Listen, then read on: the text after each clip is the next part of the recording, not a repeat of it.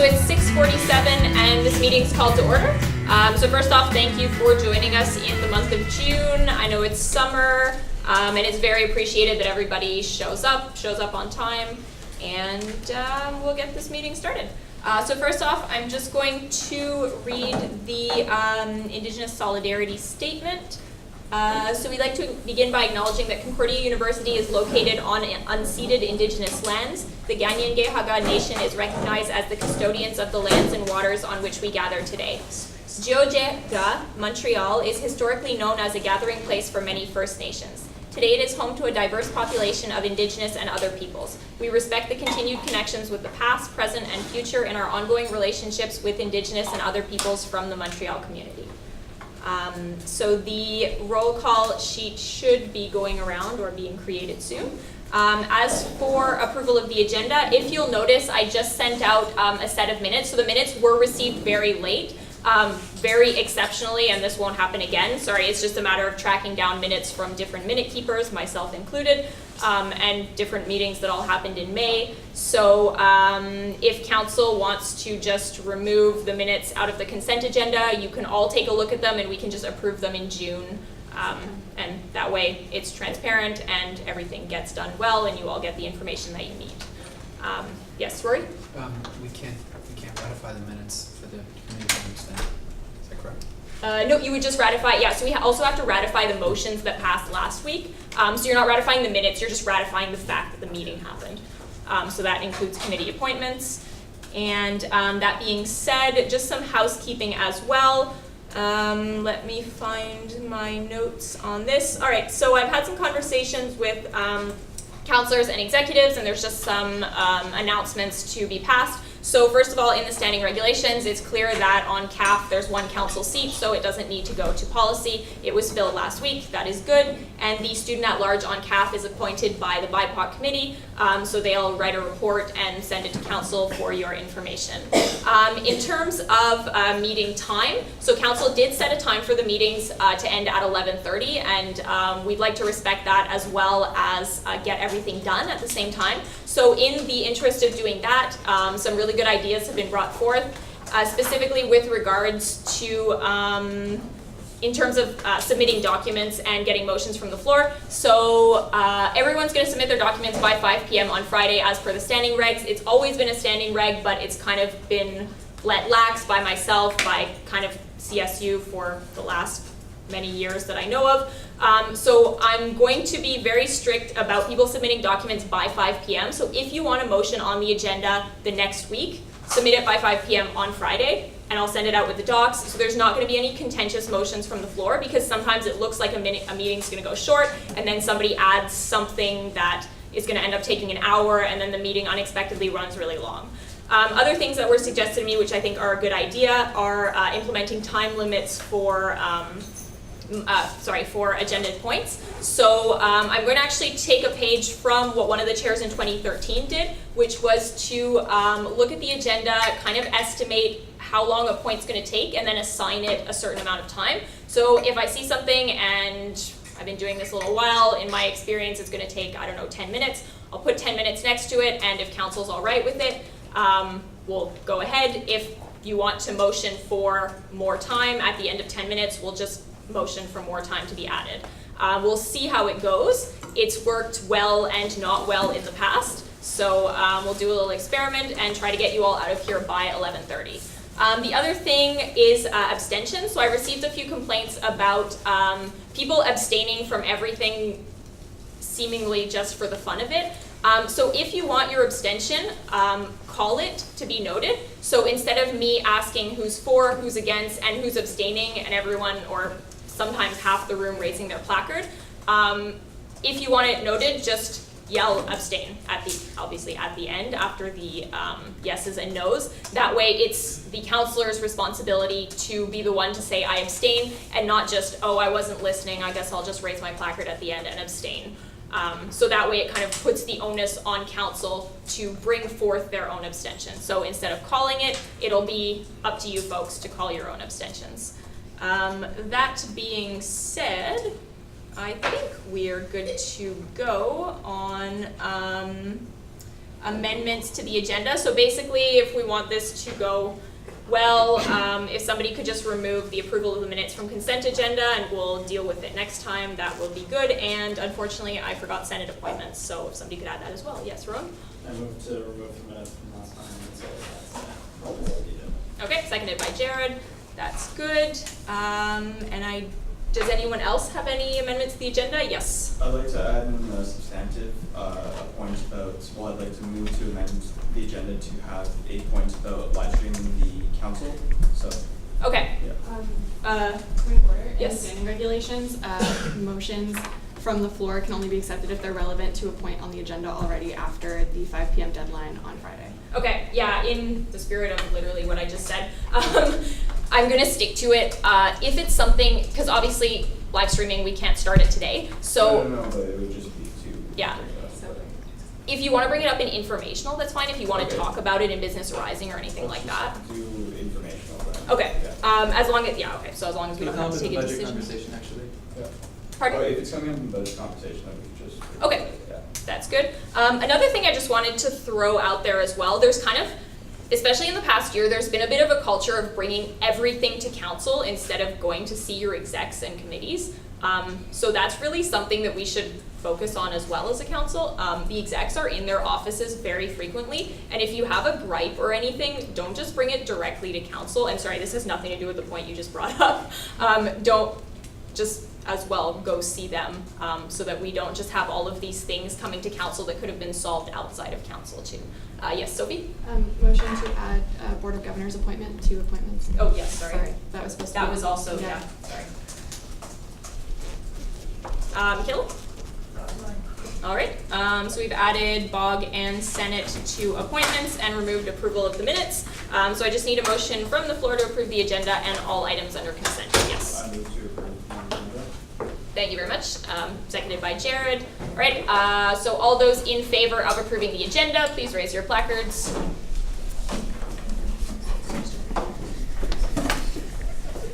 11. All those opposed? 0. All right, that carries. So that being said, we can move on to our presentations, and John, you have the floor. Great.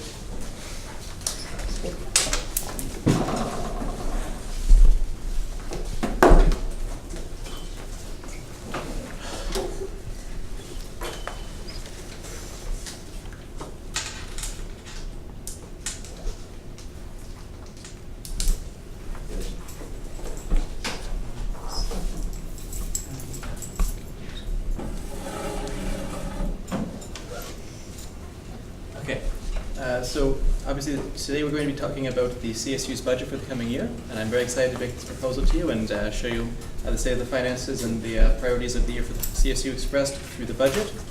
But I do want to make two quick notes. There's been 2 changes in the period over today. This is very much a living document. The budget process has been very intense over the last week, and new information comes in every single day. So there's 2 updates. If you have your Excel sheet in front of you, there's 2 changes you should make.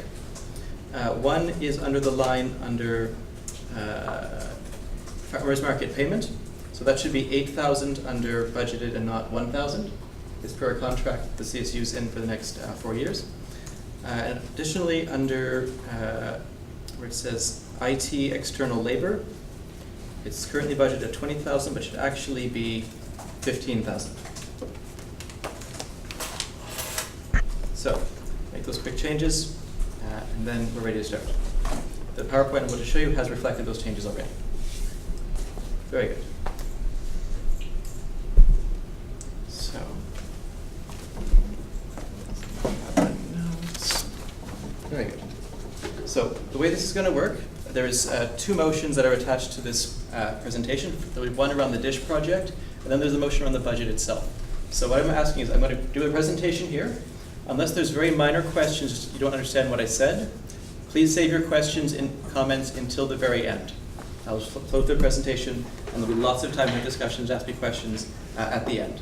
I'll take a speakers list too while you're. Thank you very much. Okay, so without further ado, here we are. First up, this is how the budget process works at the Concordia Student Union per the standing regulations. So the fiscal year runs from June 1st to May 31st every year. So that's the same time all councillors and executives take office, and the fiscal year starts that period. And the annual operating budget must be approved by council at their first meeting in June. Not so just in June, at the first meeting in June. The budget is prepared by the finance coordinator, that's incoming, with the assistance of the outgoing finance coordinator, as well as the general manager. So what's typically has happened, at least this year, was the general manager would draw up salary projections for the years. The outgoing finance coordinator would make their first estimate of what last year's actuals were versus what next year's expenses might be, and then sit down with the outgoing or incoming finance, discuss their priorities for the coming year, and then the outgoing finally leaves, and I keep revising and revising until it's ready for council. In terms of what I did, I had consultations with various executives and staff in the various departments of the union, as well as the directors of the different service centers. The process itself, in my opinion, is rather rushed, so I wish I had more time to consult with individual councillors, student groups and such, but the reality is I only have a week-ish to prepare this budget. I have some recommendations around that at the end, but this is how the process works currently. Throughout the year, the Finance Committee has the authority to make revisions to the budget line. So council can't actually just do that directly. If you want to make changes to a budget line, just how much is set to different lines, it's got to go through Finance Committee first. Okay, so that's the process. Here's a little 101 of what the CSU budget is. It's actually not the budget, it's the budgets, plural. We actually are approving today 5 separate budgets because we use something called restricted fund accounting. So there's different levies that are collected for every credit you take. $2.07 for the operations budget. There's some levies for the various service centers, legal information clinic, housing and off-campus jobs office, and the advocacy center, plus another line for student clubs. So money that's collected for clubs can only be spent on clubs. Money that's collected for LIC can only be spent on LIC. And that's why this is 5 budgets and not 1 budget. There are 2 other student levies that are collected for the called Student Space, Accessible Education, and Legal Contingency Fund. Plus there's another levy per credit for your health plan. But we're not approving those in the budget today, so I just made note of those, but I didn't put them in the pie chart because it's not relevant at the current moment. It is obviously important, just not for the budget that we're voting on today. And here's sort of the priorities that I was setting out when I sat down to make my budget. Because the budget is the most important expression of an organization's priorities. We can say all sorts of nice things, pass resolutions, but when we put our money where our mouth is, that's really what says what our priorities are. So budgets matter a lot. So I ran 3 main priorities. One is that my goal was to run a thin surplus. We are a nonprofit organization. We should not be collecting huge surpluses. Students are spending their money for the CSU, and the CSU has an obligation to provide services, campaigns, community building, all these things. So the goal is neither to run large deficits nor large surpluses. We want to get as close to even as possible. Because I prefer to be on the sustainable side, it's a thin surplus as the goal.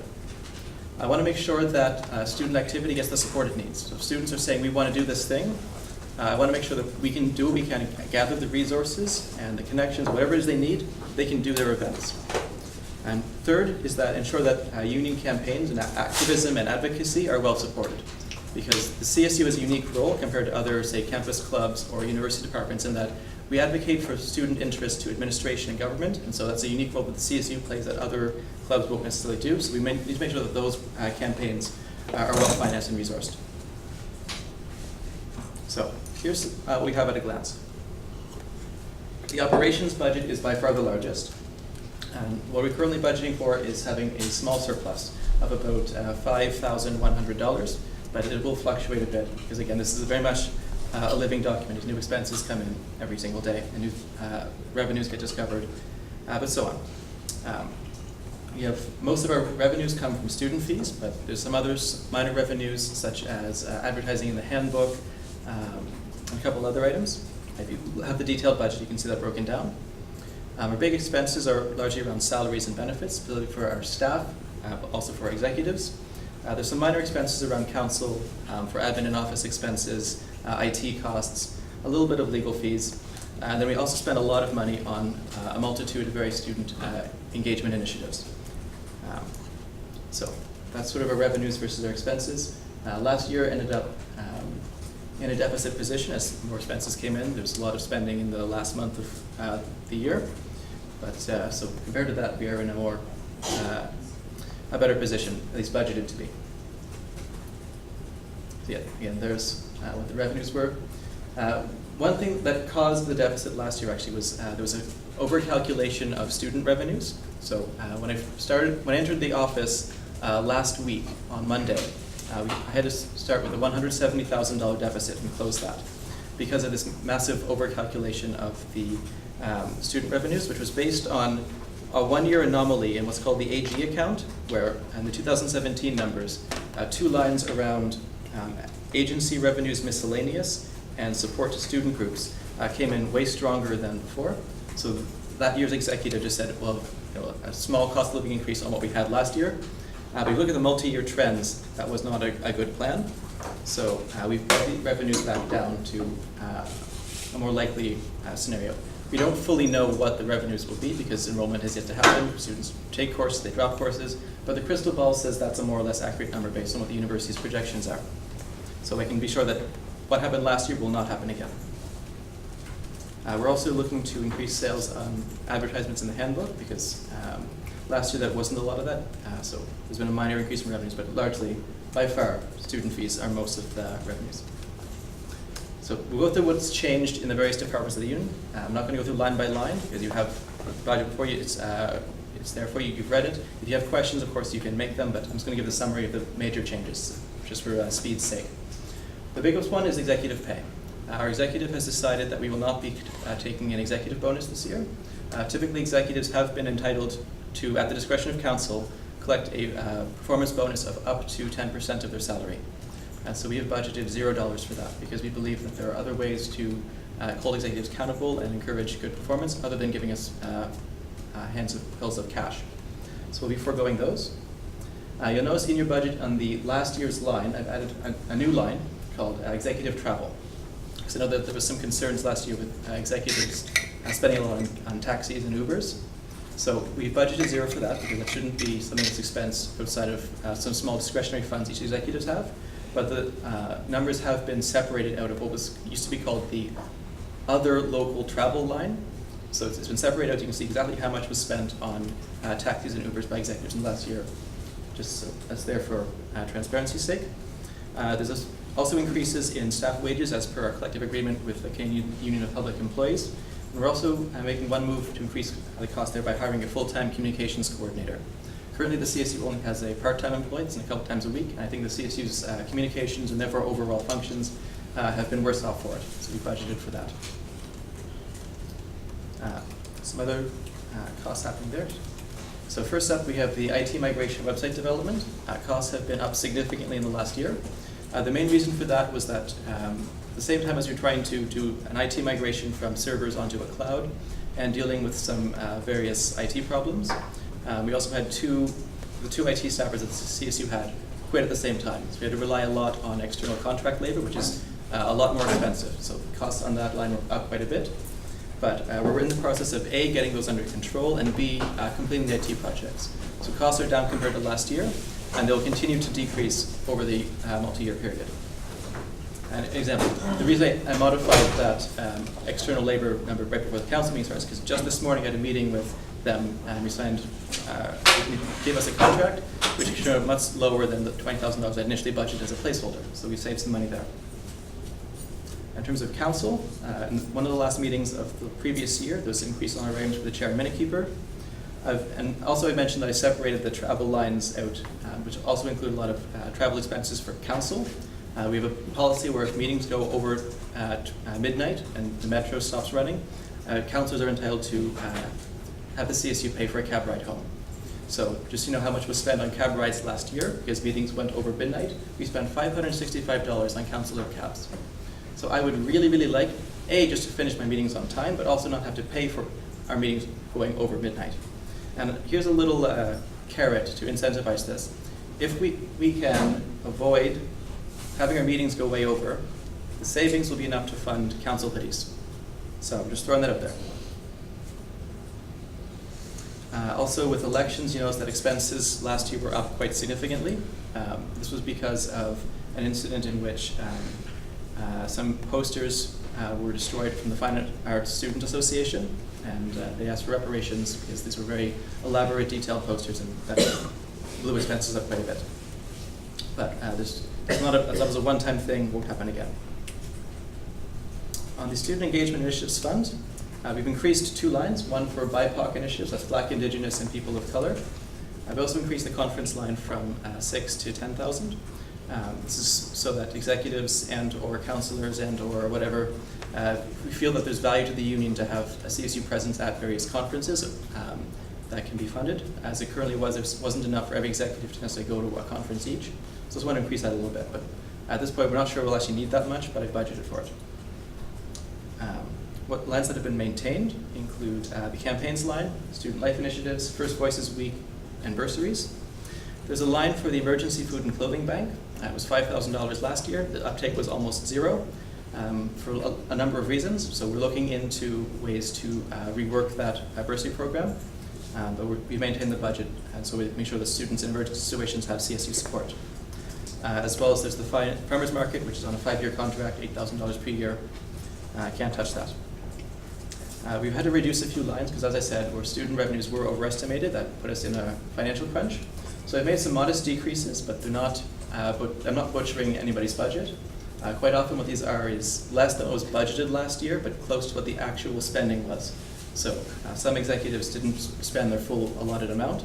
So many of the cuts are in line with what was actually budgeted last year. But those include the speaker series, the sustainability budget, Loyola initiatives, orientation week, academic initiatives, and the special projects fund. As well as the handbook printing line. That's not down because we're ordering less handbooks or worse handbooks. So what we did do is we ordered agendas, and 10,000 of them, something called the community handbook, which is a list of all of the various services, student groups, student centers on campus. We're just going to not print that and put it all online. It's a waste of paper to print it, to be quite honest. We've also eliminated 2 budget lines. One is around promotion and communications and collaborations. So the collaborations line was created by council at this very type of meeting with approving the budget. Was trying to promote, in the context of trying to promote a specific event between CSU and CASA, the JMSB Student Association. My opinion is that if we're doing our jobs right, all budgets are collaborations budget. Executives should be seeking ways to work with those student associations. So a specific budget for collaborations is necessary because every budget should be a collaborations budget. The promotions and communications line is no longer necessarily one because we are hiring a full-time communications officer. But the other part is because when I went through what those expenses were, it's about $11,000 spent in the last year. Almost all of it was for a company called CNW Media, which is where when the CSU would put out a press release, we would use this company to post it on the news flyer. So basically, per press release, it would cost us several $100s a pop, when really that should be a $0 expense line because if you just keep the email list of journalists and keep that updated, press release don't need to cost anything. So that was the easiest $10,000 I had ever saved.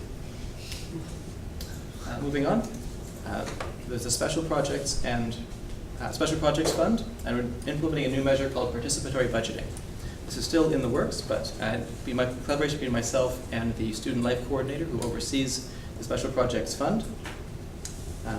We're going to pilot project to implement participatory budgeting. So what this has the potential to be is a way to be more public, more engaging, and more democratic way for students to allocate their union's funds and access these supports. Also increase the amount that's actually being used by students under the special projects fund. So what was budgeted last year? I think we spent maybe 23,000 out of 35,000 budgeted. So we budgeted 30,000 this year. We're going to try and make sure more of that gets spent on student initiatives. The process is still in development, but the vague idea is to have at least one PB session in each semester at minimum. You can see there in the diagram how it works. First, we created a committee and a process for the PB process. Do some brainstorming of ideas, make a call out public so people can submit ideas to the PB committee for their project. The committee works with the individuals to develop their proposals. We host public meetings where people are encouraged to get all their friends and their supporters out so we can have vigorous discussion about what projects have merit, maybe recruit other people that show up, and then actually, once people have voted, fund those projects. So it's basically a more public, more democratic way of implementing the Special Projects Fund, or parts of the Special Project Fund. So, This is a part, you've seen a motion submitted around this. There's been some complexities. If you read the budget, you also, there's 3 separate lines referring to the DISH project on the revenue side only. So, the DISH project is a student group that provides, they have an inventory of dishes and all sorts of other things that are available on loan for various student groups around campus. So if you want to have more sustainable events, you don't need to go buy paper plates and such. This is a resource that's available to you on campus. There was a referendum in the winter elections of 2017 to have 4 cents out of it, the 74 cents that goes towards the SILK funds, the Students' Basic Accessible Education and legal contingency. 74 cents collected to that. The idea was 4 cents off of that levy collected would be immediately transferred to the operating funds so that we can give it to the DISH project for their operations. Okay? The idea was this would fund the DISH project to $24,400 per year as per a contract that was signed between the CSU and the DISH project after the levy was approved.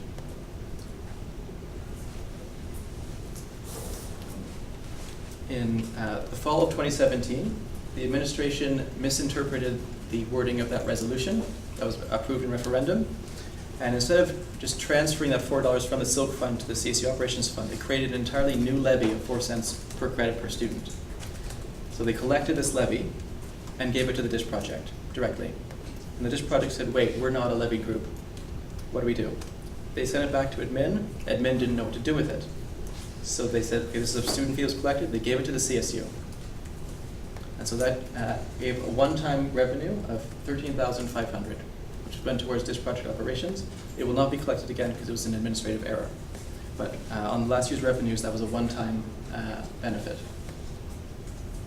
What the CSU didn't do, but should have, was actually make that transfer from SILK to the operations budget. So it should have been reflected in last year's budget, but was not, of that 4 cents per credit. So that would total around $30,000 worth transferred. This has been budgeted for next year.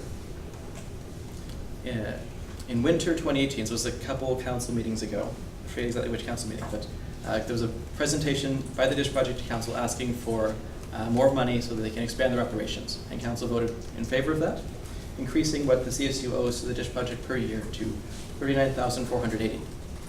But you notice that the amount transferred from the SILK fund, which used to be more than enough to fund the $24,000, is now no longer enough. So, there is a motion in your council package, which I'm hoping to include as part of the budget revenue side of things, is that because the idea is the DISH project was meant by referendum to be funded through the SILK fund, any unpaid amounts owing to the DISH project will be transferred from SILK to operations to go to the DISH project. So I created a new revenue line called transfer from SILK for DISH project. So the motion approves or calls for a transfer from SILK of about $8,000 a year. So it depends on how many students actually enroll, depending on the levy size. But if you look at the Excel document, I currently have it forecast at around, going up a bit, it's right here, about that much. So you see that right in the corner there. Okay. Clear as mud. Took me a long time to figure this out. So, once this presentation is finished, we're going to have this DISH project motion come up. Then we will move on to discussion of and voting on the budget, because this will affect the budget for the coming year. So I'd like this to come first, because we will depend on this revenue. Okay, moving on. Now that was the operations budget. That was the largest one. Now we're getting into the 3 service centers.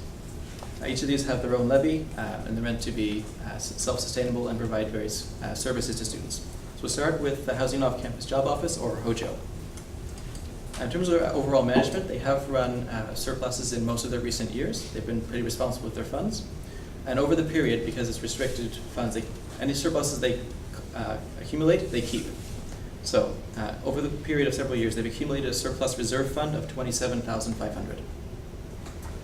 In more recent years, they've had financial challenges with a move they made across the mezzanine, as well as some really serious IT challenges that have really crippled their operations briefly.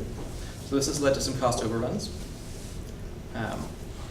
The budget for 2018-19 provides for IT support worth $11,000, as it did in last year's budget as well. What they found last year was that of that $11,000 that's budget, they didn't have to spend any of it. So it's based on sort of a rainy day fund in case the worst happens again. We have budget and prepared for it. But if last year's an indicator, that won't be spent again. So if these IT challenges do not reoccur, the Hojo will finish the year in a surplus position. Currently they're scheduled to be about 7,000-ish in the hole. But again, if they don't use that $11,000 in IT expenses, they'll be in a surplus position, so don't panic. But even if they do end up in a deficit position, they have that large surplus reserve fund. They can isolate them or insulate them for at least a couple of years from small deficits. But they're not looking like that because they have their some of their costs on the staffing side down.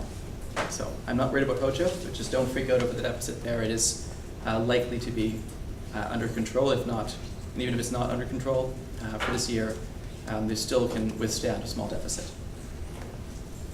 Advocacy Center, I do have more concerns about, so I will explain why.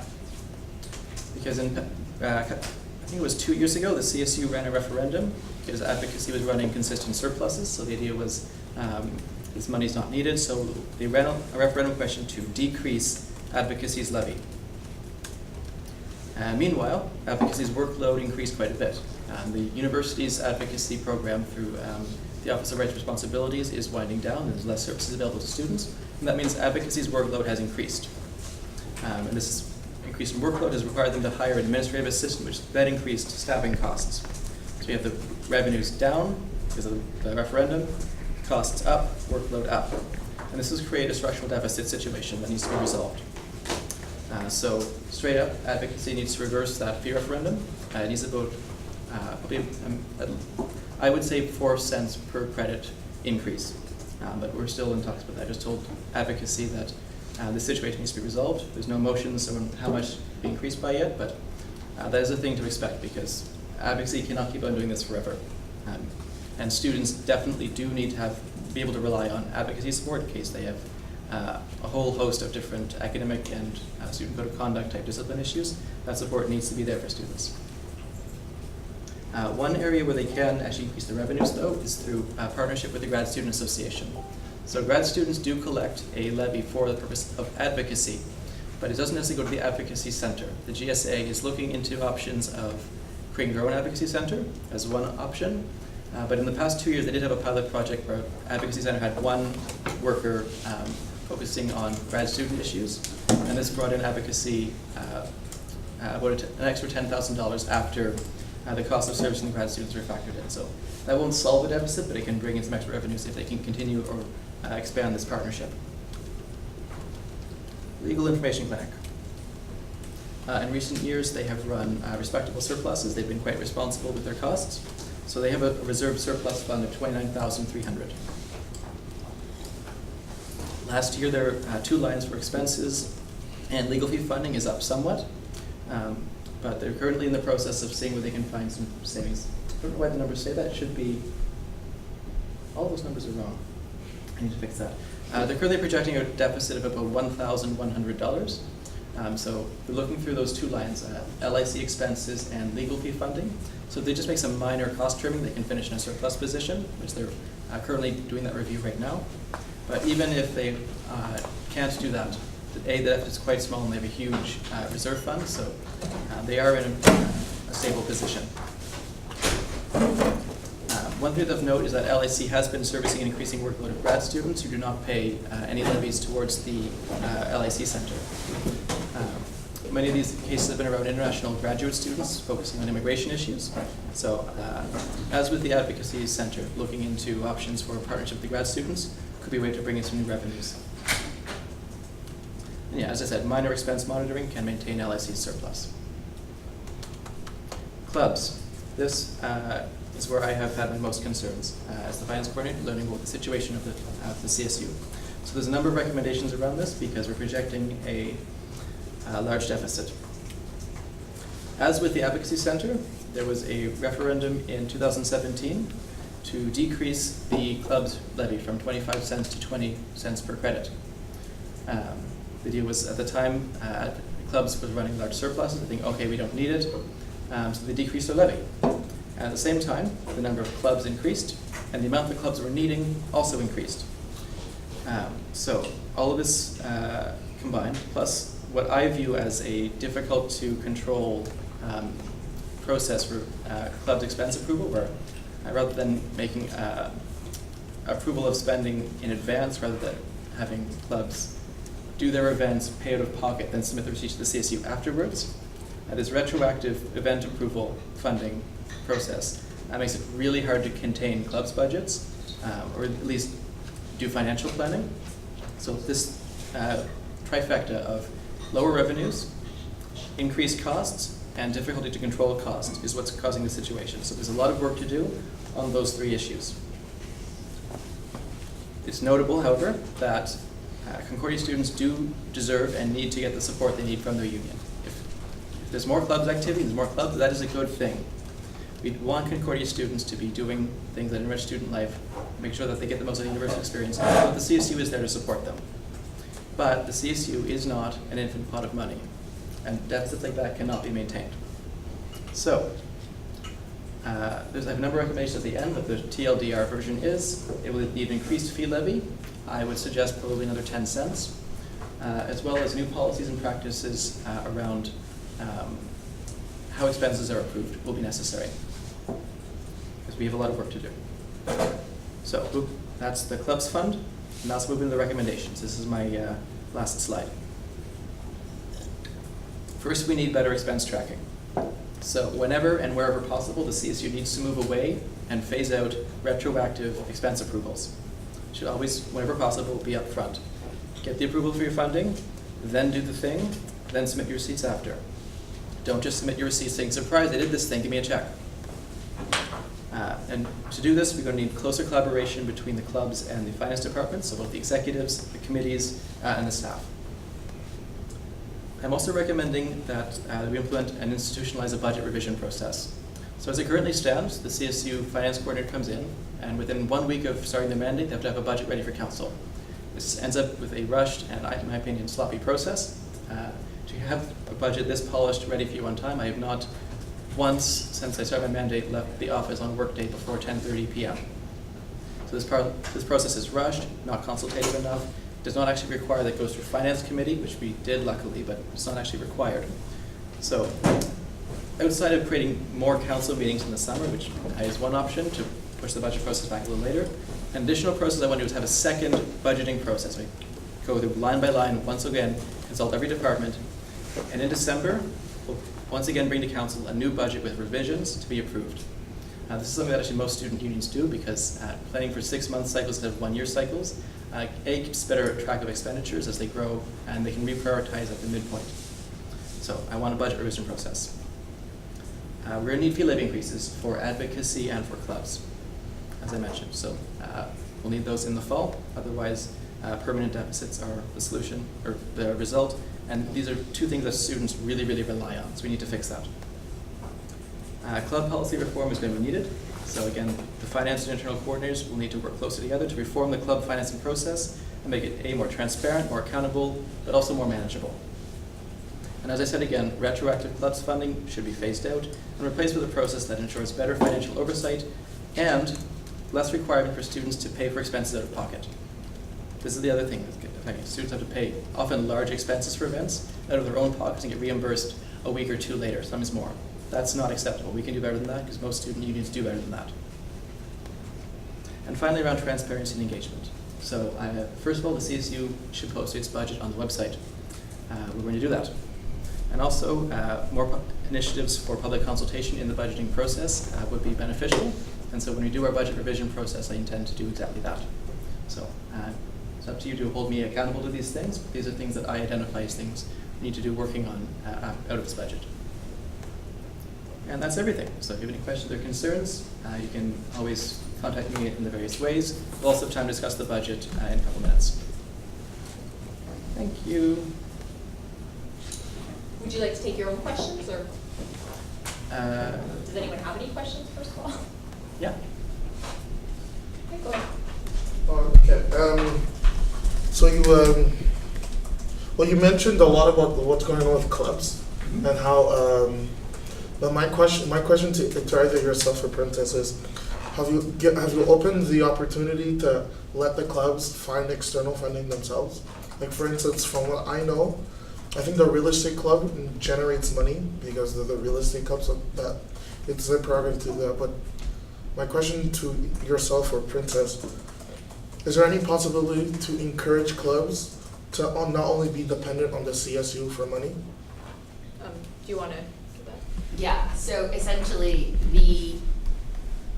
part of the reasons why spending in clubs has increased is because the fee levy decreased, but there's an increase in activity. There's an increase in the number of clubs, which means that there's an increase in the amount of money that they're spending, the amount of money that's being given out to the number of clubs that are increasing. And every year, the more active a club is, that also means that their budget is increasing, right? And clubs are very much aware. As someone who used to be a club executive, I was always very much aware of the fact that there is external funding, there's special clubs funding, and clubs could also apply for funding from other channels. But if you're going to talk about external funding is for the most part only possible outside of the CSU for certain kinds of clubs, right? You brought up the real estate club. That's it's a very much, they're getting corporate funding. I was the vice president of a club by the name of ASAC, which stands for the African Student Association of Concordia. That's sometimes a little bit harder.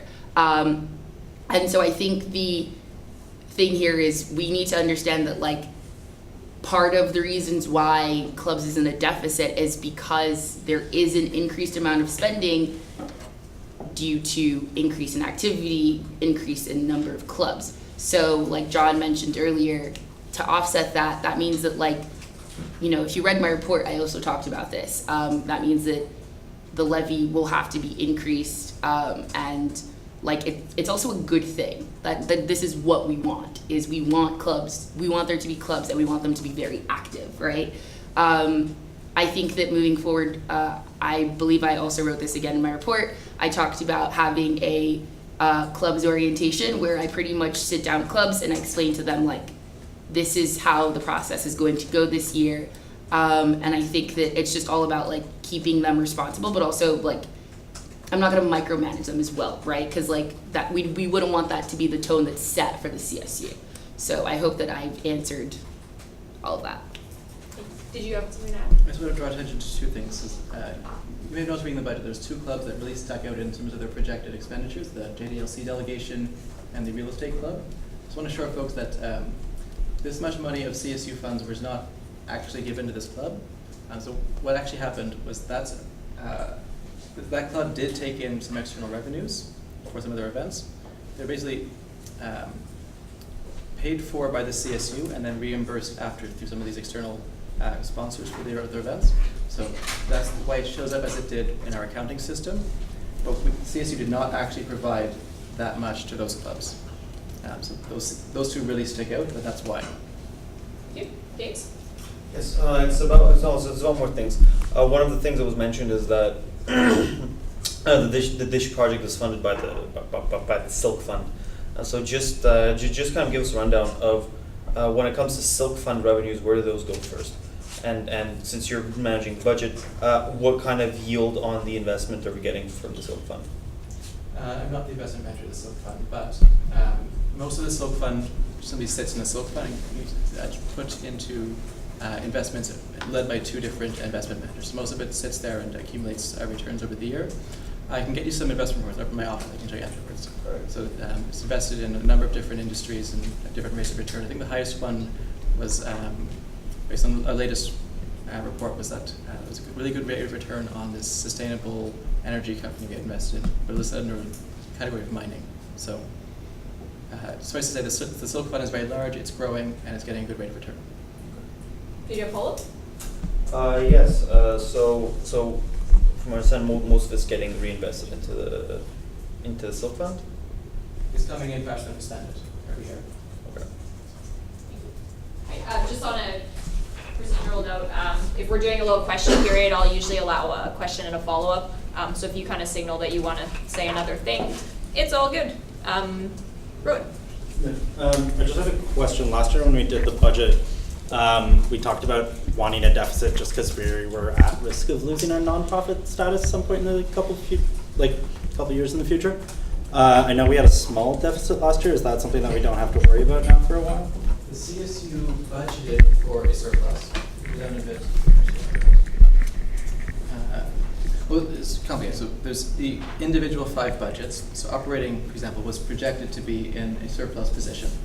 That did not happen. There was some number of expenses at the end of the year which pushed it over the line. So you can see here they were planning a $7,000 surplus. They ended at 22 in the hole. And it's not largely not because largely they did stay within their lines, but it was the revenue miscalculation that caused that major change. Overall, go right down to the end. If you have all 5 budgets combined, way at the bottom. So there is a deficit there. There is overall a deficit because of the various departments, the biggest one being clubs, of course. So if you look at individual budgets, such as operations, there's a small surplus. Look overall, because of clubs, we are in fact in deficit position because the cash flow situation is the same. We have 2 accounts, one for operations and one for the clubs, and it comes in and out. So when you look at it, are we in a surplus or a deficit? Okay, thank you. John, for some reason I have you on here. It shouldn't be. Maybe you just did that. Princess? I just wanted to comment regarding the budget. We understand that we're picking, essentially our job as of right now is to clean up last year's mess. Let's be frank about it.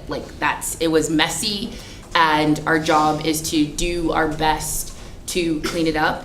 Something that I would like to talk about is the fact that John spent a long time, nights at the office working on this budget. And so I would just like for counselors to be respectful when they ask questions and he replies.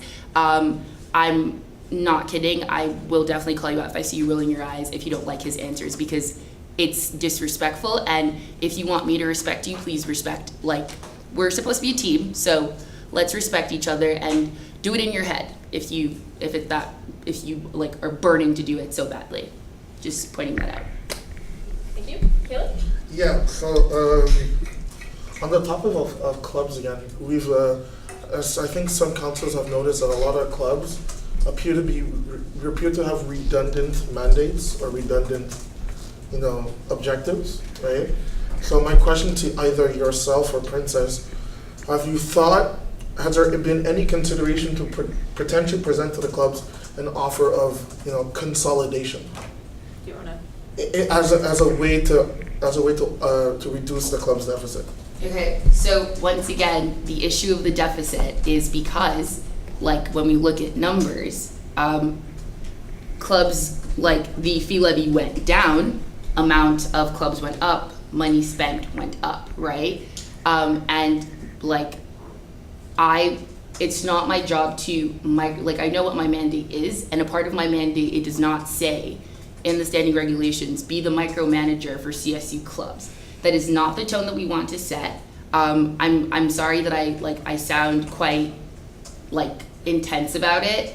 It's just because when you said that, I got defensive, because the last thing that we should ever want to do is to do that to clubs, because clubs they are the heart of the union, right? Outside of counselors being in our office, I have to meet with clubs all the time, and I don't know about you, but I don't think that I would enjoy having to sit in front of my old club ASAC and tell them that they have to merge with Acción just because they have similar mandates. And for people who don't know what Acción is the Afro-Caribbean something network. Sorry, but so I'm just saying that that's, and it's also kind of insulting to those clubs to say that their mandates are redundant and they should just consolidate to save us money, right? That's not fair to them. I feel the numbers speak for themselves, and I don't know what else to say to that. Thank you. Did you want to? Yeah, a couple of things. So, as I mentioned in the recommendations section, the easiest way to keep clubs on their budget is to move to a model in which retroactive funding is not approved.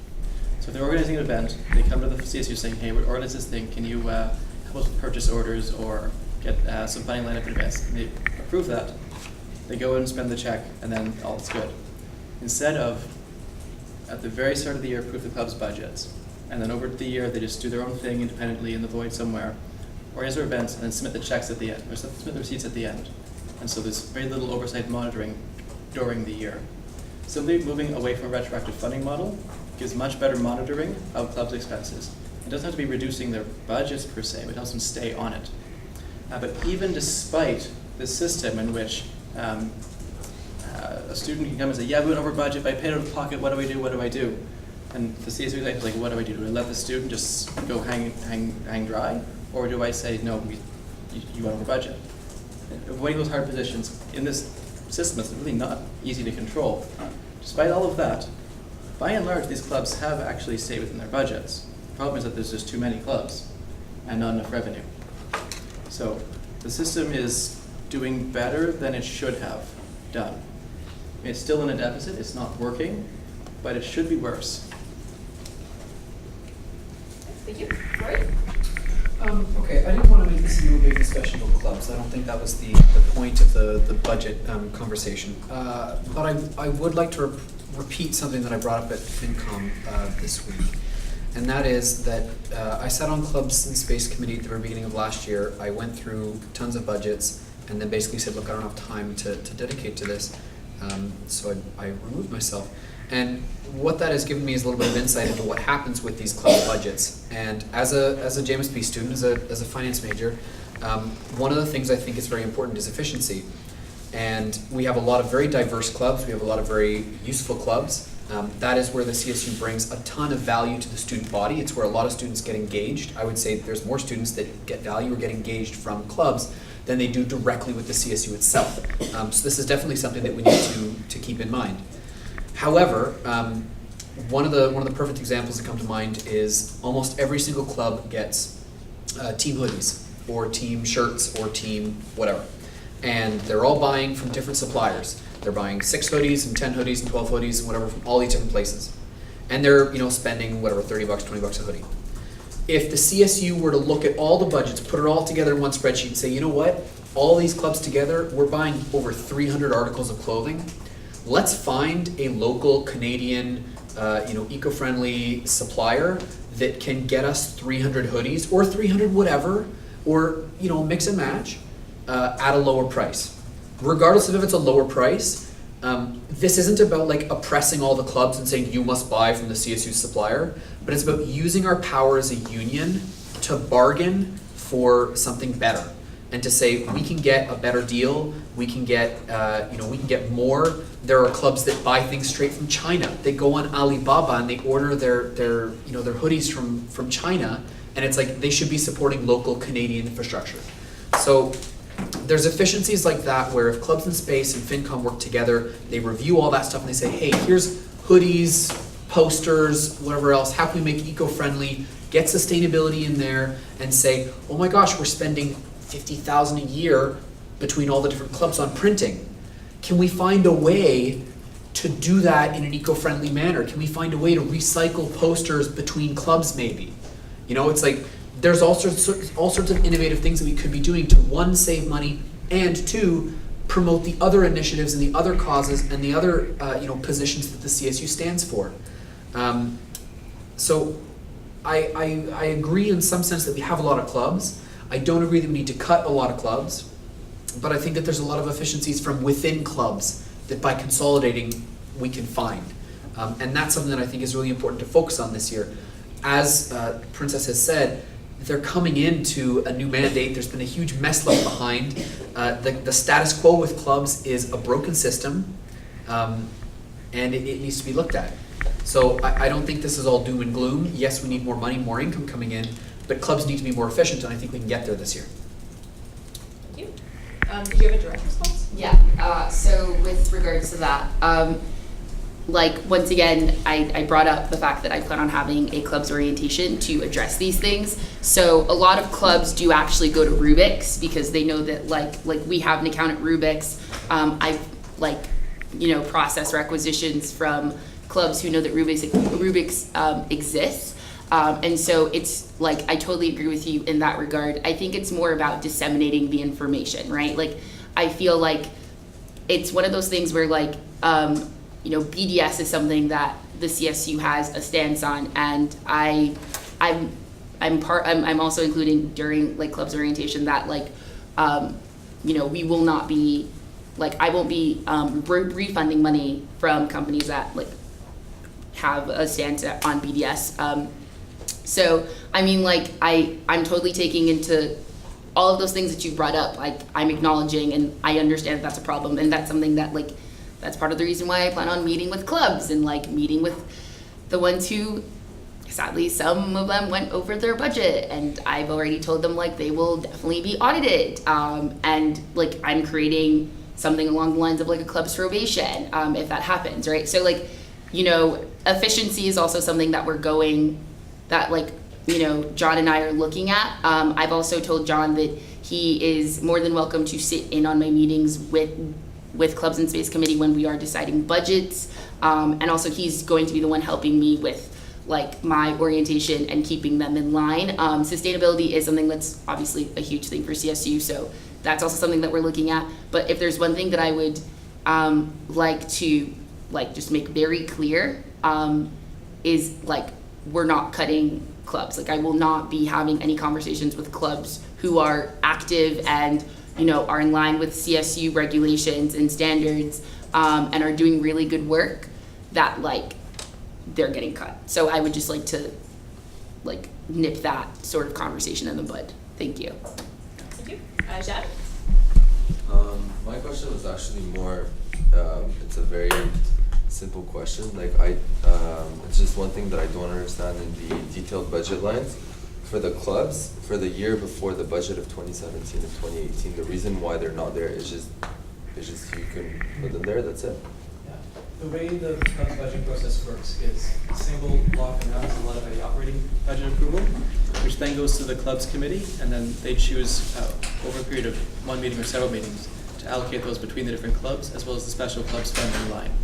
So if you look way at the bottom, you'll see that this budget line here and here give a very large amount. And so what happened afterwards was then the clubs committee met. They gave about $50,000 to special clubs funding, and then allocated it across the different committees. This should be, but is not actually reflecting the information that I have, which is unfortunate, but a reality of the CSU that we're working on improving. But that's sort of what the process is. So as with this year, I strongly recommend changing the process, but this is the way it currently goes. I budget $230,000, which will then, through the clubs committee, you'll then take that $230,000 and divide that up between various clubs and expenses, and then also special projects for the clubs. That makes it similar to different committee budgets. Like there's a campaigns budget line, which then the external committee decides how they're going to spend that over the year. Same idea. But if there's any suggestion on how to reform that process, I am all ears, because I'm always up for changing things, and I don't like the system as it is. Thank you. I have Princess next. Did you say something else? Okay. Nope. And John as well. It was just from raising your placard to answer. This is just on Rory's comment around bulk purchasing. Something we've been thinking about since day one, and it's already in motion. Akira and I were just talking today about how we're starting next week on making a detailed suppliers list for a large number of items.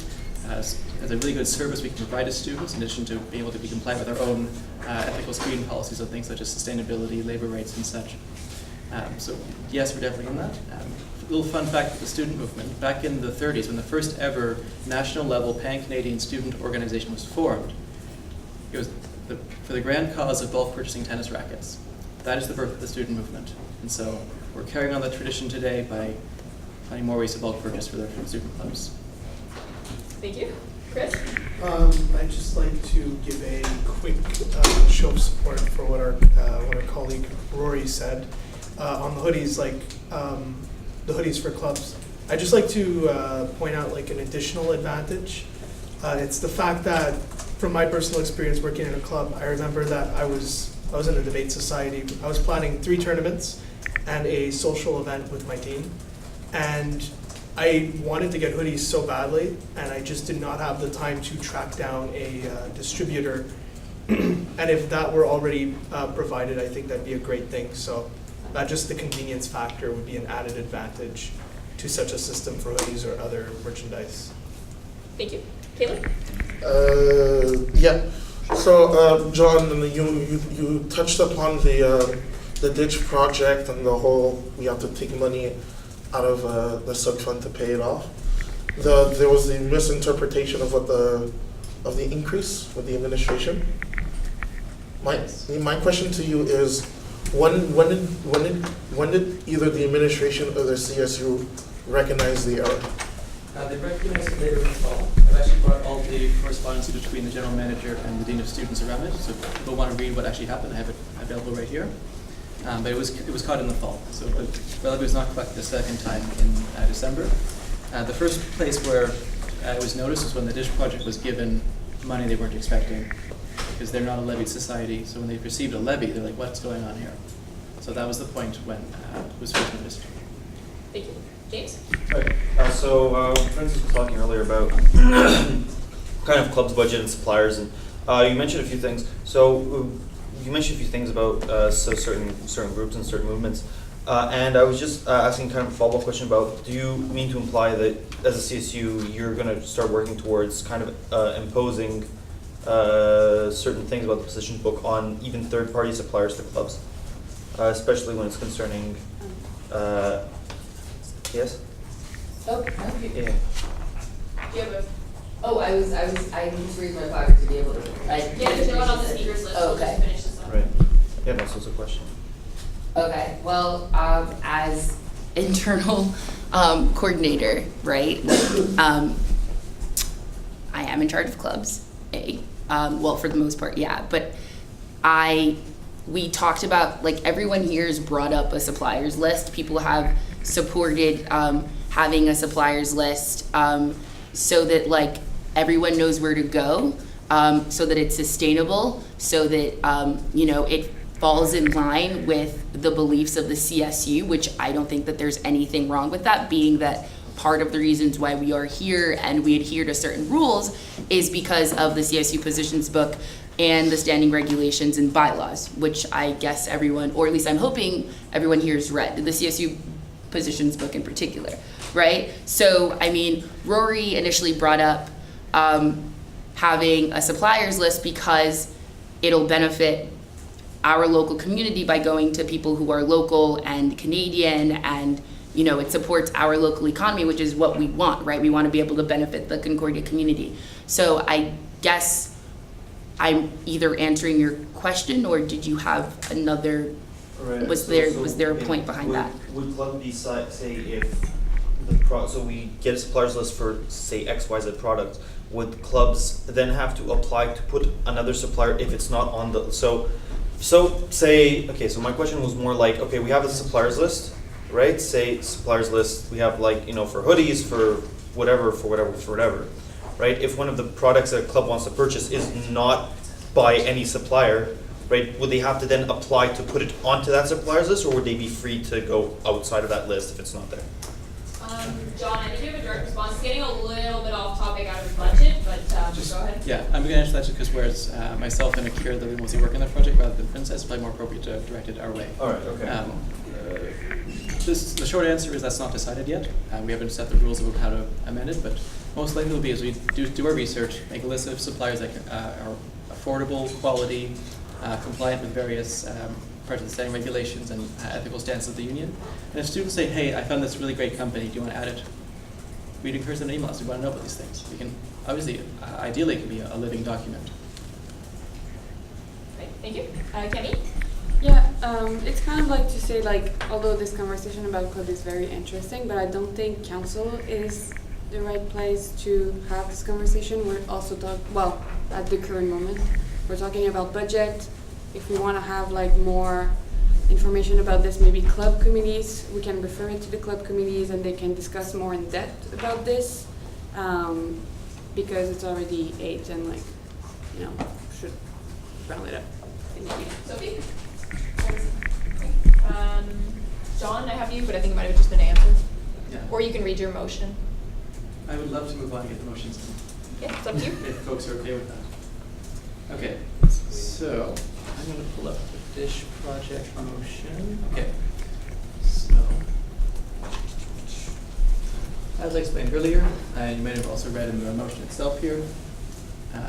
Here's what we have. So whereas in the 2017 CSU general election, students voted in favor of a referendum question authorizing the transfer of 4 cents per credit from the Student-Based Accessible Education and Legal Contingency, or SILC fund, to the CSU operations budget in order to pay for the operations of the DISH project. And whereas on April 5th, 2017, the CSU and DISH project entered into a contract committing the CSU to allocate $24,400 per year for a duration of 5 years to the DISH project. Again, I have the contract here if people want to see it. Whereas CSU Council approved an increase in funding to the DISH project in May 2018, bringing the total cost of the DISH project operations per year to $39,480 per year. And whereas the 4 cents per credit levy transfer from the SILC fund is insufficient to fully fund the DISH project and operating expenses, and whereas the difference between the operating costs of the DISH project the CSU is contractually committed to funding and the value of the 4 cent levy transfer is approximately $8,000 to $9,000, be it therefore resolved that Council approve the transfer of funds from the SILC fund to the CSU operations budget equal to the difference between the cost of the DISH project as committed to by the CSU and the total collected amount of the 4 cent per levy or per credit levy transfer. Thank you. Do we have a second? Jared, your motivation? The way students voted is the idea that the DISH project will be funded through the SILC fund, and if we do not pass this, this will require us to spend these additional funds through the operations budget, so that commits to an additional roughly $8,800 in costs, which will put us into a deficit position in the operations budget, which we can do. But it just is a weird way to fund it, given that most of the funding was voted by students to say we want the SILC fund to pay for this. And it is just to make sure that 100% funded through the SILC fund. It's simple, it's easy, and the wording of the motion isn't a specific number, but rather a formula of a difference, because that way the DISH project can actually increase their expenses and infinitely access the SILC. So basically the idea is once this is passed, we will spend $39,480 per year from the SILC fund for the DISH project's operations, most of which is mandated through referendum, but the rest would just be topped up by a vote through council. Thank you. Okay, so if there's no discussion to be had on the motion, we can move to a vote. So all those in favor of the motion as read by John, please raise your placards. 7, all those opposed? 1, 2. Perfect. So that carries 7 to 2. And with that, we go back to John, your budget. Okay, so be it therefore resolved that the CSU adopt the 2018-2019 proposed budget. All right, do you have a second? Sophie, do you want to motivate? I think that I've done a good job in terms of recognizing where the CSU's strengths and weaknesses are, prioritizing the things that need to be prioritized, making sure that students get access to the funds that they need, while also making sure we can remain in a fiscally sustainable position, with the understanding that there are some recommendations that need to be acted on to improve the process on the policy side of things to contain our expenses over the year, as well as a necessity to run fee levy referendums on the clubs and advocacy sites that students can actually get the services that they require in the foreseeable future. I believe that this budget prioritizes student needs, but is also done so in a sustainable way. I think that it's worthy of your support. The Finance Committee certainly agreed with me when we had a meeting this week, and I hope that we can move forward and start implementing these projects with understanding that there will be a budget revision process in the fall. Okay, thank you. Okay, so if there's no further discussion on the budget, all those in favor of adopting the 2018-2019 proposed budget, please raise your placards. 6, 7, 8, 9. Is that a yes, James? 9? All right, all those opposed? 0. All right, so that carries. And with that, any last remarks on budget or DISH project? Yes, Michaela? Just to note that you have to vote in some way. Yes. Yeah, I said at the beginning. You have to note if it's an abstention. Okay, yeah, sorry, like I said, okay, just operationally, I know I said it, but just the way it works. If you want to abstain, because I'm not gonna ask how many people abstain, if you want to abstain, just say abstain after the no vote. All good? Perfect. So we get that. And final words on budget or DISH project? Rowan? Thanks for staying until 10:30 p.m. every night to get this done, John. Those were the early nights. All right, thank you very much, John, and thank you, everyone. Reminder again on the board, break is at 8:44 p.m. And we'll move on to appointments, starting with the vacant positions on the Loyola Committee. There is one vacant spot, and Lexi, this one's yours. Yep, the Loyola Committee, we have 2 vacant spots. Oh, sorry. Yeah, that's okay. The Loyola Committee is just what it sounds like. It's all things Loyola.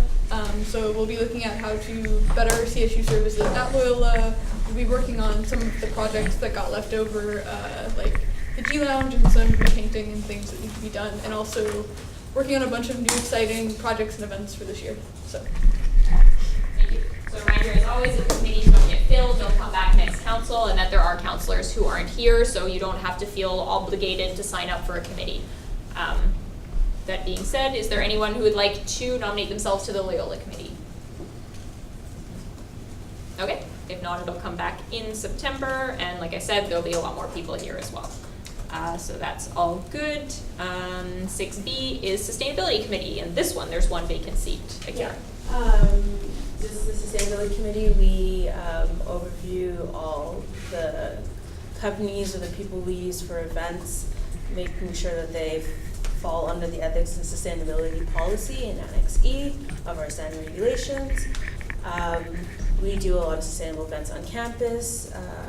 We just promote sustainability, so you'll be working with me on a lot of my events. And we do some sustainable project budget approvings. So that's basically.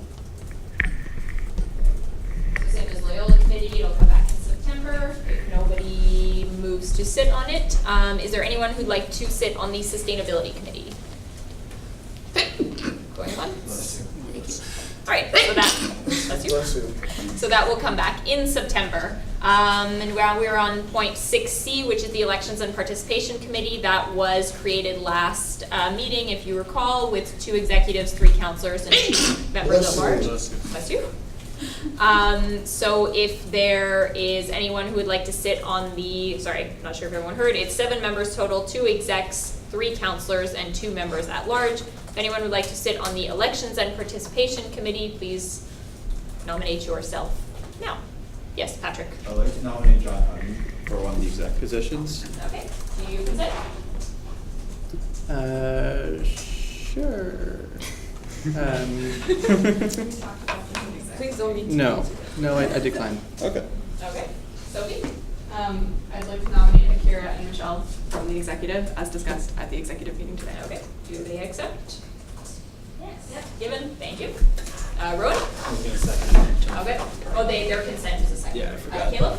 I'd like to nominate Patrick Quinn. All right, do you consent? Okay.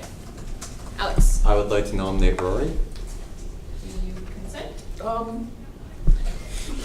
I mean, can I speak to that first? Yes. I've done a lot with elections. I did do a lot with elections on CASA. I am on a lot of things this year. I am very busy, so I'd prefer to just, like, as a counselor, I can come and attend this committee. I can give you guys my 2 cents. I can consult, but I don't want to take the place of someone else who might have the time to commit to it fully. Great, thank you. Okay, just a reminder as well, there's also counselors who aren't here who might want to sit on it. And it can come back next meeting if people would like. Is there anyone else who would like to sit on the Elections and Participation Committee? If not, since there's the, yes, Alex? Guess I'll nominate myself if no one else is willing to nominate. Seconded by Jerry. Point of Yes? personal privilege. Can't this just come back in the September meeting for counselors who are on many committees and some counselors who are not on any committees yet? Yeah, it can come back. Okay. But I mean, it was supposed to come back today to be filled, so Yeah. if anybody would like to sit on it, it's their prerogative. But really, don't feel obliged to. It'll come back in September. Can I Patrick? just speak to that, because we did say at the council elect meeting that we wanted to bring this back in June, so like I don't really want to push this back if it's already been pushed back, so. Right, thank you. Princess? I totally understand what the last counselor, Patrick just said. But I think that the truth of the matter is not everyone is able to be here, and I think we need to respect that and Like, the whole point is we're supposed to be working together. And yes, I understand what was said at the last meeting, but like, we need to be fair and give people like an equal opportunity, like, shot to be able to be on committees. Like, let's just be very frank. We all can't just like take up space whenever we want. We also need to step back and like evaluate if there are other people who would like to be able to take up that space as well. And just because they're not physically present, that doesn't mean that you can just make that decision for them. Thank you. Sophie and then James.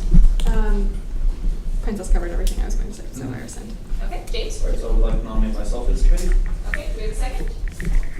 Alex? Okay. Is there anyone else who would like to sit on the Elections and Participation Committee, Caleb? I nominate myself. Okay, do we have a second? Hillel. Sorry, couldn't see your name over there. Okay. There's no one else. Yes, Sophie? Gender parity, just gotta say it once a meeting, I guess. Thank you. Okay, so at this point, there's 2 execs for 2 seats and 4 counselors for 3 seats. Yes, Sophie? Point of information, I think, like, is that committee to develop the online voting? Is that what it's for? Or? Its mandate was stated last. I can read out its mandate, and we are not going to argue about its mandate. I will read it out for your information. Because we already did. Yeah. But since people are nominating themselves to sit on committees, we should know what we're nominating ourselves to. Let me just pull that up.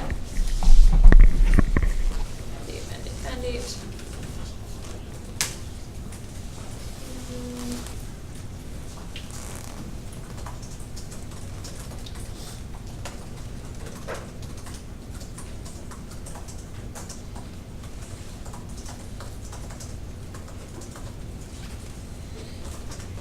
Okay, the mandate is to investigate the issue of online voting before the general elections of next year. So that is the committee's mandate. Currently, there are 2 execs for 2 positions and 4 counselors for 3 positions. So that would mean a secret ballot. Yes, Rowan? Yes, you may. Do we have a second? Jared? Right, so pretty self-explanatory. All those in favor of appointing Akira and Michelle to the 2 exec positions? 8, 9, 10, 11. All those opposed? Perfect. So that carries unanimously. And then at this point, we are on the 4 counselors. Yes, James? I would like to nominate David for a position. Okay. He definitely does consent. Okay. So that is 5 counselors. So if there's no further nominations, I'll give the floor to the nominees if you want to talk about your qualifications in 20 seconds or less. Patrick. It was one of the things I campaigned on, and I'm really committed to just bring online voting. I really see a lot of benefits it could bring to the CSU. One thing is to bring some costs down because we have some issues with that, and we're like, from what I saw from the budget, we spent quite a bit this election about that, and that's why I'm committed to bringing this forward for the next year, and that's why I want to sit on it so we can just get this done. Alex. I'm also committed to any way that we can policy increase student turnout at the elections. I'm really committed to getting more people involved and caring about student politics. And I find this committee is a great way to push that forward, get a better understanding of how we can do it and whether or not online voting is in fact a viable and effective option of doing that. Thank you. James?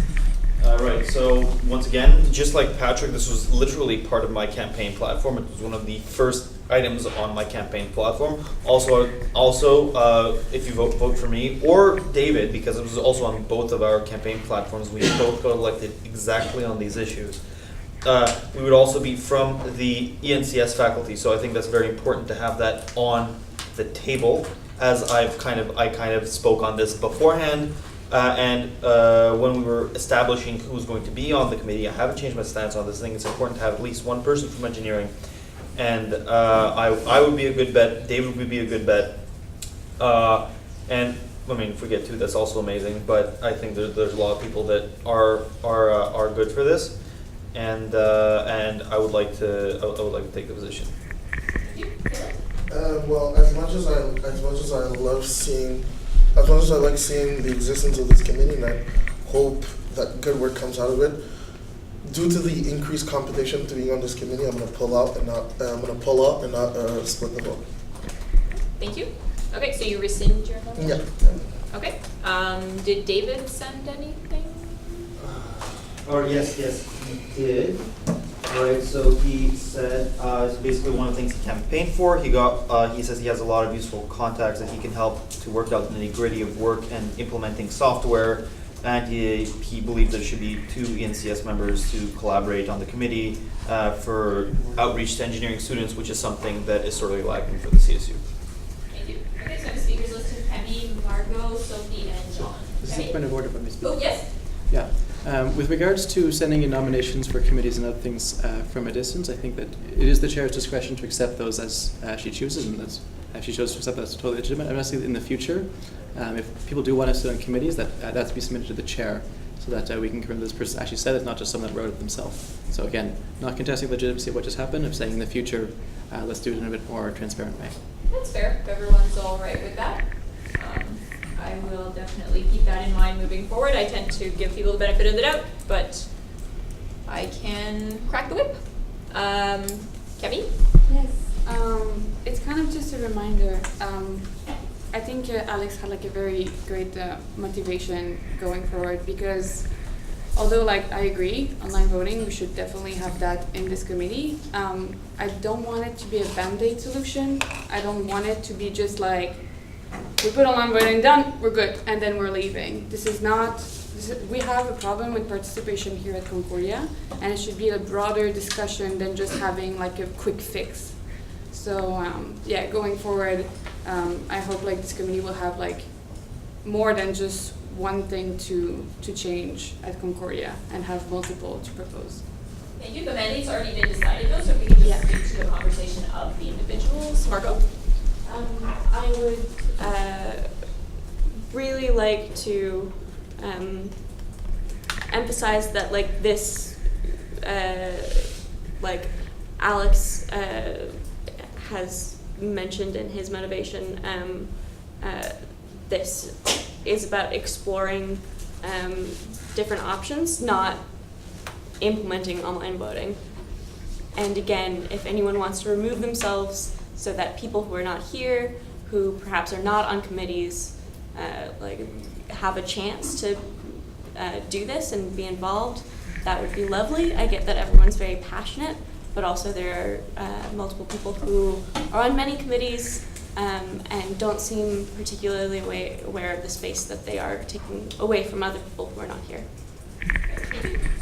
I motion to table this until the council seats until the September meeting, because I feel that not enough people are present, and a lot of people just keep nominating themselves despite how many committees they're taking up.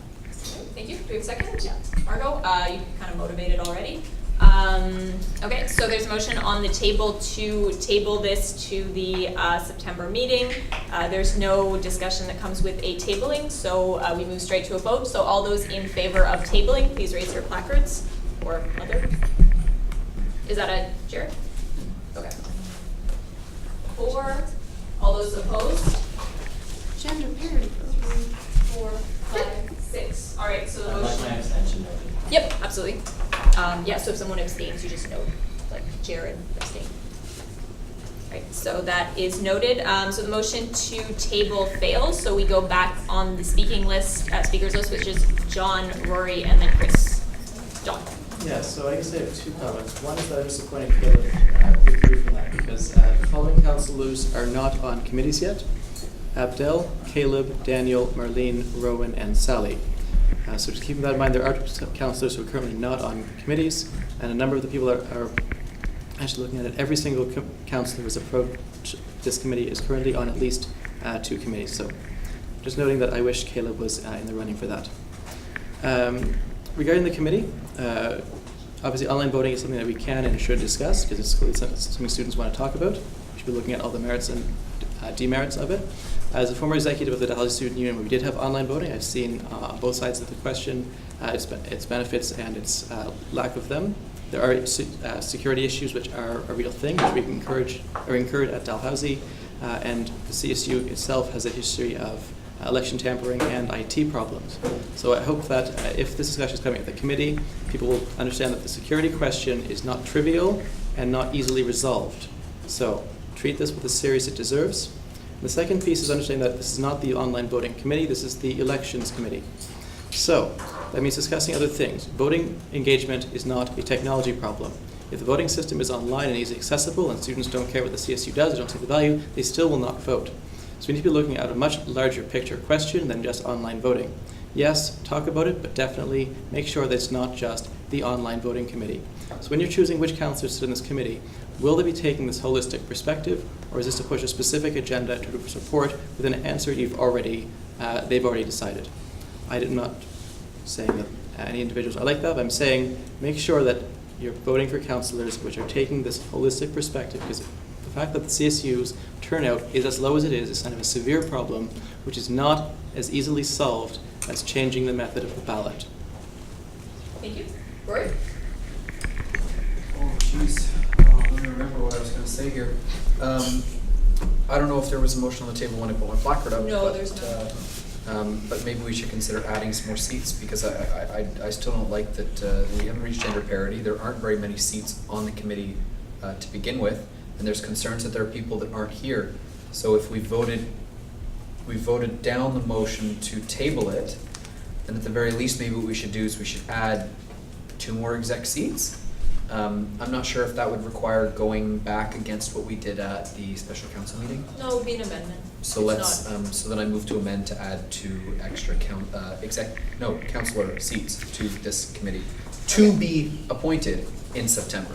Right, do you have a second? Explicitly to be appointed in September. Margot, you kind of motivated already. Is there any discussion on adding 2 extra councillor seats?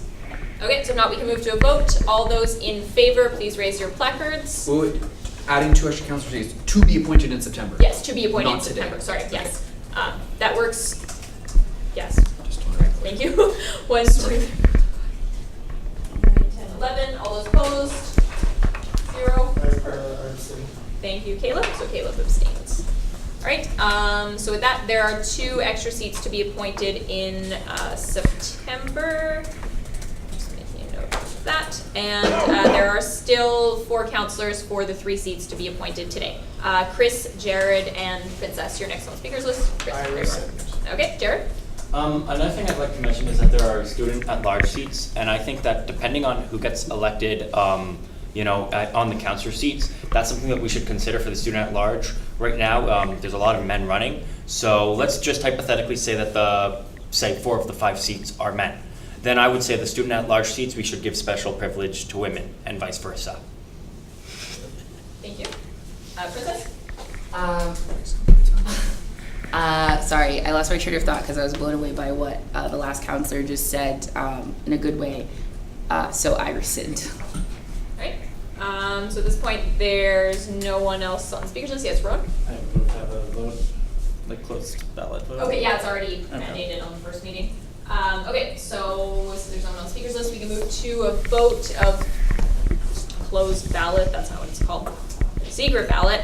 Since there are 3 seats and 4 individuals who are, yes. Point of information, because there's now 2 other seats, and there's 4 individuals running, is it still hypothetically possible that the individual that does not win today runs in September and gets elected? That's still a possibility? Yes, Okay. it is. Just wanted to confirm if that was how it was working or not. Yes.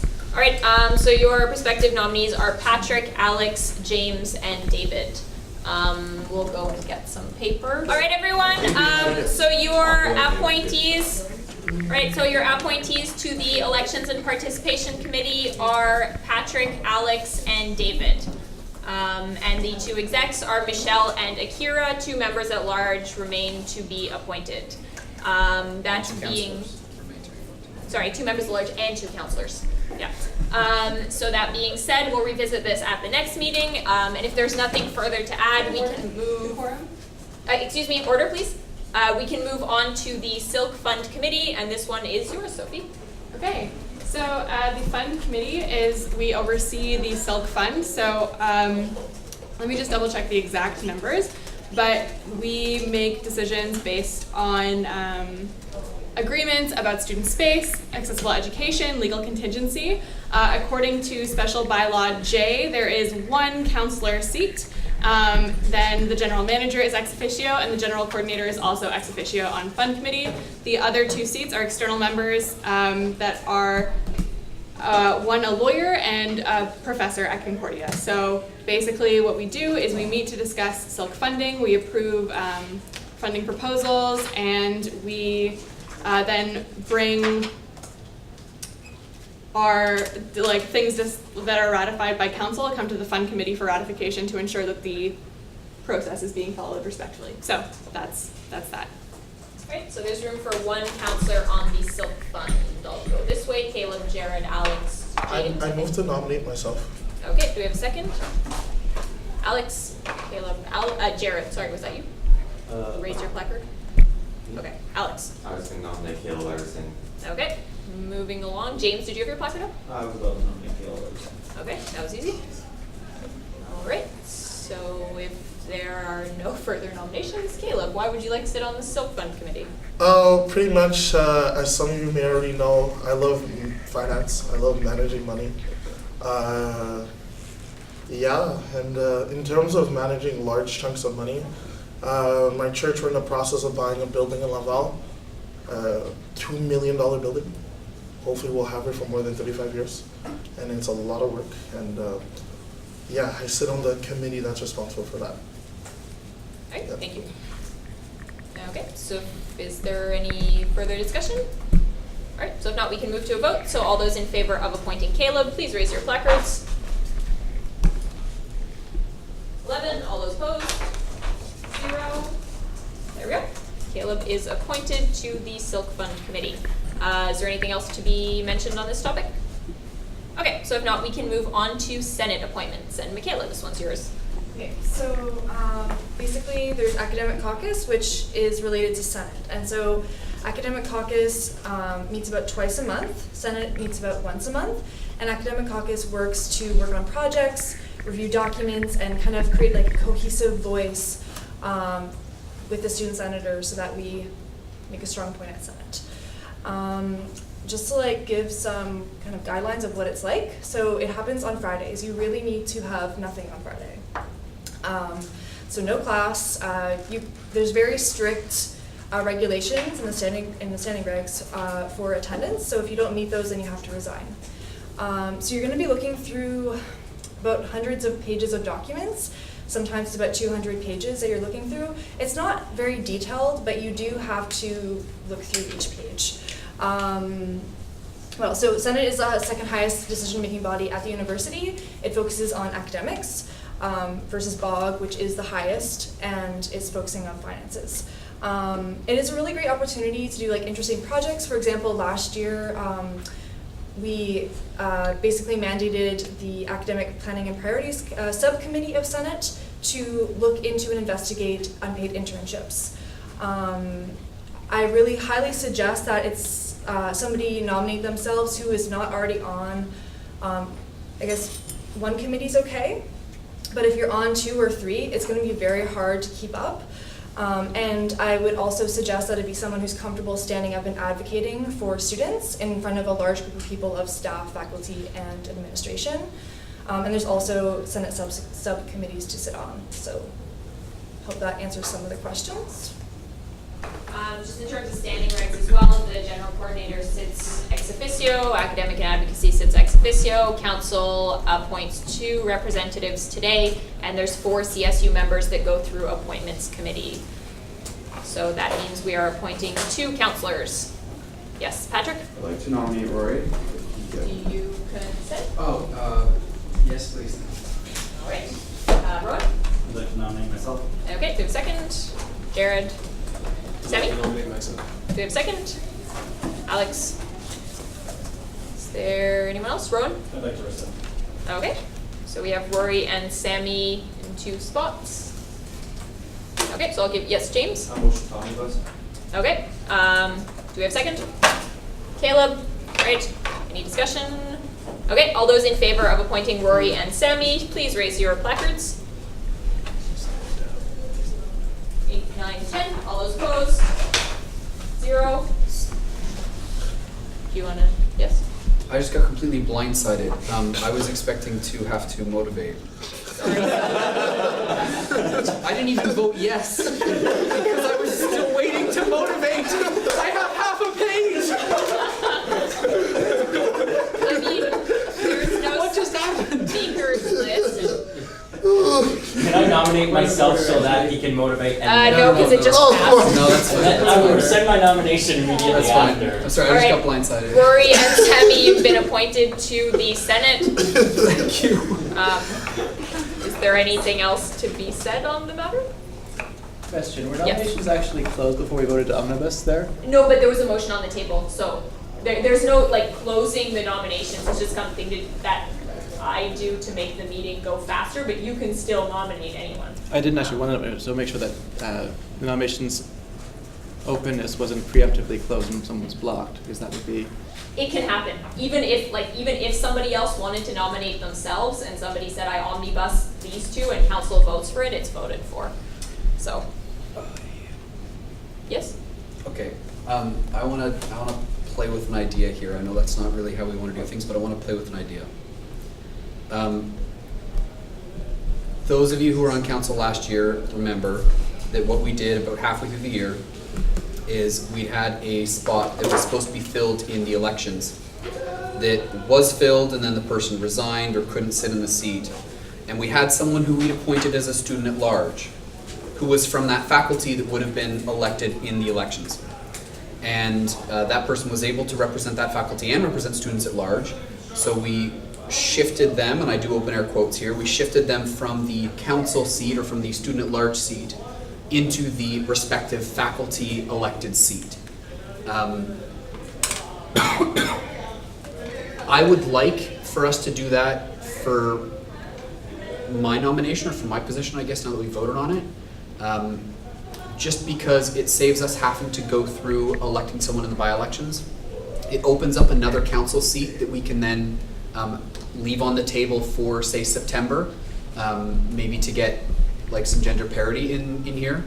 And then also that we're not dealing with, like we're able to get another counselor in here instead of having only two. I don't know, maybe I'm just speaking gibberish now, but the context last year was that it was beneficial for academic caucus to do that. I think it requires us to notwithstand something. No, I It didn't? don't believe it does because it's not explicitly stated in the standing regs that the person needs Okay. to be elected. So I remember doing this last year. Okay. But I can confirm. Because we kind of shifted that student large over into another spot. I'll Okay. confirm with you the exact wording. Michaela? Okay. Yeah, so I understand what Rory is referring to, because I was a counselor also, but I would prefer that we give a chance in terms of appointments to get more student at large and people who are not involved with council. I think maybe we should consider that if people do not apply to be a student at large. Standing Reg 239 states that any vacancy on the Concordia University Senate can be filled by council, preferably from the faculty of the vacant seat for the unexpired term of the vacant seat. So the standing regs basically say it's fine. Roy? Yeah, I think I'd kind of side with Michaela on this one, that it's best that we leave this to appointments, and appointments can kind of fill in to make sure that things like Fine Arts and JMSB, who didn't actually have elected representatives, are represented. And worst case, if appointments committee struggles to kind of bring that back, then we can deal with it in September and go with Rory's idea. Thank you. Alex? So I just want to clarify, because I feel I'm a bit confused. You would still be a senator, you would just be moving the seat from, instead of the council seat, to a JMSB seat? Do you want to Yeah, explain it a bit? I'm confused also, and I might just cheat here by taking what I was going to say earlier, because I was really confused by what Michaela had said. I guess my understanding is that what I'd like to do is to take the seat that wasn't filled in the elections from JMSB, because nobody ran, I guess, from JMSB, and then, like, I didn't want to take anyone's seat that would have been done through appointments committee. I would want to be shifted in the seat that just wasn't filled during elections so that there was an extra seat open for us to appoint here. I don't know how that balances out. Maybe Michaela can clarify, because I'm confused now. Do you want to just so clarify? I'm confused then. Yeah, so instead, I'm not talking about the ones that that already have to go through appointments committee. I'm suggesting that instead of it being done through council, that those two positions that are usually done through elections be done through appointments instead, so that it's still the general student body that's not involved with council. Gotcha. Okay. Sophie? Yeah, I was just going to reiterate that because I don't know if anyone's noticed, but council is particularly masculine this year, and we would like to open it up to the wider student body to give more of a chance of gender parity than we would have by just letting council appoint those vacant seats, if that would be amenable to council. Thank you. Rory?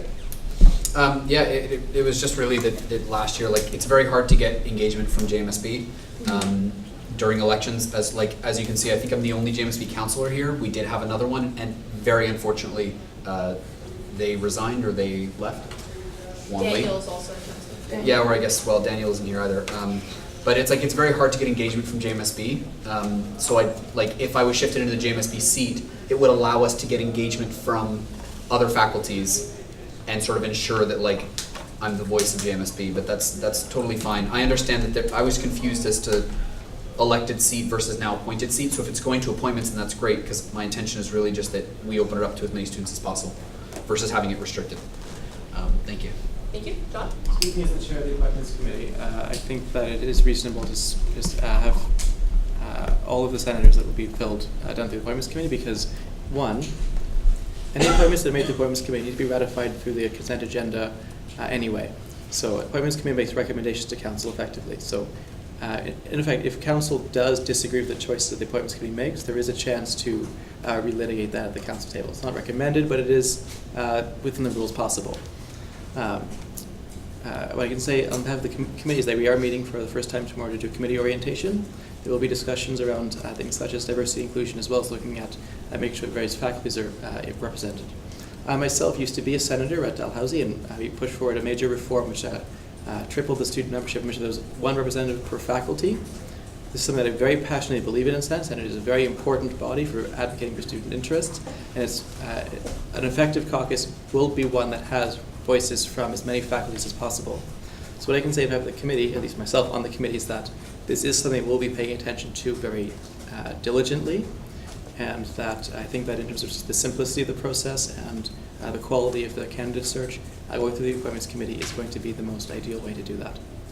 And again, even if you don't agree with the process that comes out, you still have a chance to change the results. Thank you. Michaela? And Sophie? Harrison. All right, so with that, there's no more speakers list.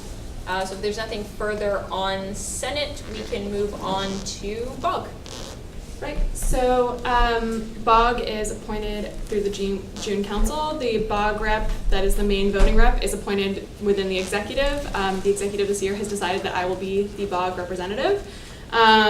So then the alternative Board of Governors rep can be a counselor or a student at large, as decided by council. The alternate governor does not have a vote on the board unless the main representative is absent.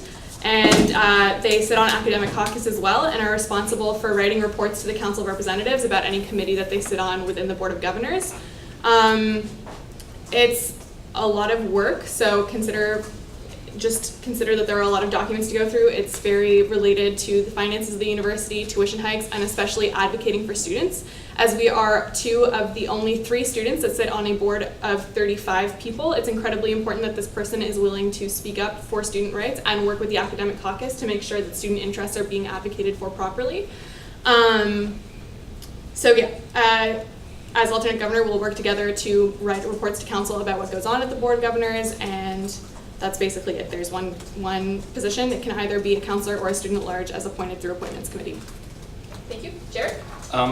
I move that we make it a student at large. A lot of the counselors here are on a lot of committees, and I also feel like putting it at the council is very masculine right now. I feel like putting it to the student at large will give us a better chance of having it be either a man or a woman. Right now, I feel like there are a lot of men here, which would just make it more likely that it's a man, which I don't find that fair.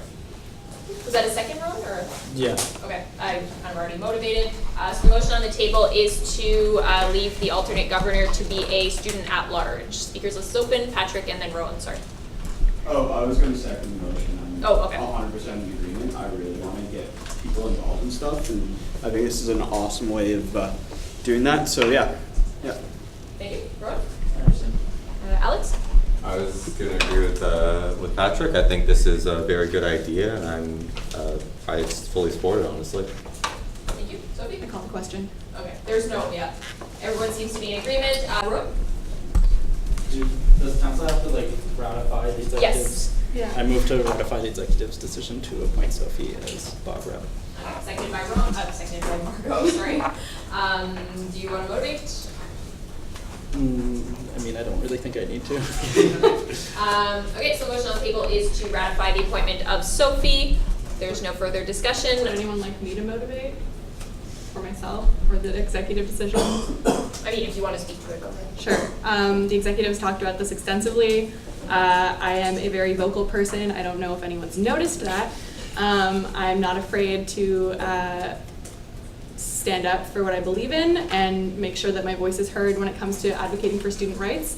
And as John mentioned, I am 100% here to call out the administration when they're not giving students' voices enough attention and enough weight in the conversation. So I believe that it's a good choice. Thanks, folks. All right, thank you. So all those in favor of appointing Sophie to the Board of Governors, please raise your placards. 11, all those opposed?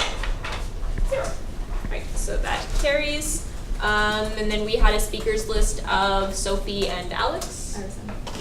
I actually had a quick question. I guess it's a bit more of a point of order. In relation to what John had just said about issues of transparency, is it possible for the council to actually adopt a position on that? It's not a point of order, but yes, it is possible for positions to be adopted. Usually that would be a motion that would be sent to council in advance, or it's something that can be discussed with policy to come back to council. Sophie, did you want to respond directly? Yeah, the CSU already has a position on it because we used to have 5 student representatives on the Board of Governors, and in 2012, maybe 2011, they actually reduced the numbers to only 1 voting undergraduate and 1 voting graduate and 1 alternate student. The 1 alternate student was added after students complained about how could you take us from 5 to 1, so it's already a position adopted by the CSU. All right, perfect. Perfect. Thank you. Caleb? Yeah, I just want a clarification. Now that the person on the alternative person on board is a student at large, and whoever ends up being that student at large, my question is, will there be an accountability procedure set up for that person to show up if in the off chance you don't get to go? And then if that person doesn't show up, I just want to know procedurally what would happen. Yeah, go ahead. In the standing regulations, it says basically pretty explicitly that by accepting an appointment to the Board of Governors, you are responsible for attending every meeting, and that council can hold you accountable to that. And if you do not attend, if you do not provide the required documentations, it's in Chapter 2, Board of Governors, in Book 6, Appointments of the Standing Regulations, Standing Regulation 234 to 238. So it's already there. That's the accountability measure. It's in the rules. Thank you. Roy? Yeah, just to diffusion of information and give context to all the councillors. There was in 2010 or so a huge mess at the Board of Governors. It was bad PR for the university. So there's what was called the Shapiro report, which was when the university paid someone to do a research onto restructuring of the Board of Governors, and it was that report that suggested the change in student seats. And so if people want more information around that, they should read the Shapiro report and kind of see what the line of thinking was. And I have a copy if anyone needs it, so that they can just let me know. All right, thank you. Okay, so if there's nothing further on Board of Governors, we can move on to sorry, Jared, yes? Because we're moving on, and I know it's 3 minutes early, I move to recess. Okay, accepted. We will take our recess. Due to Ramadan, we will be eating at 8:44, so that means there's 2 minutes left. So if you want to wait 2 minutes, take a walk, bathroom, etc. We are now at recess for 15 minutes. Everyone good? Perfect. So we'll reconvene at 8:57-ish.